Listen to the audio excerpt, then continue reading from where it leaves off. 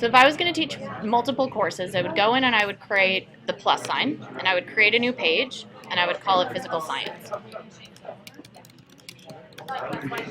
Keep everything the same, click create.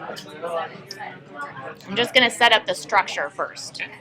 Okay, so I'm going to create this page, and I'm just going to click save because it's going to open in the edit mode. Okay, it doesn't, the page is created, it's just there's no navigation anywhere. What's your next subject? Environmental science. Okay, so I click that plus create page, environmental science. Click create.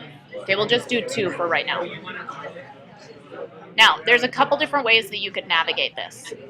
Right now, let's say that I'm going to go in and maybe under student links, okay, could be where you're going to do, I'm going to edit the page and get rid of the rest of this stuff because maybe you don't need this stuff, okay? And instead of student links, maybe I'm going to call this page, I can rename it to be courses. So the first course that I teach is physical science. The next course I teach is environmental science.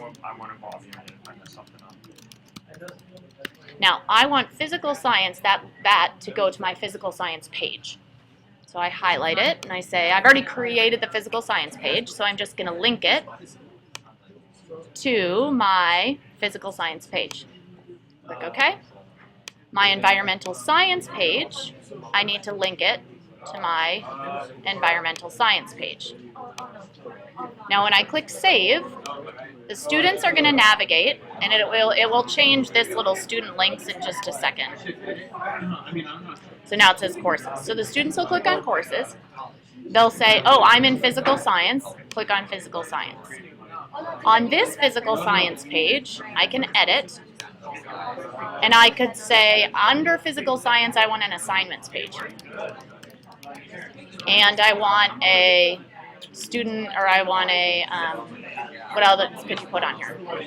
I'll probably do something like assignment schedule and assignment submission. Probably too. One of my favorite parts of the day.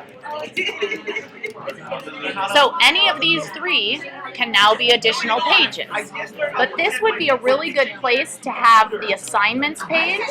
Okay? So this is another way of creating pages. So I could say, oh, I know I want an assignments page. So I click on that. I'm going to copy it just because it's an easy workflow.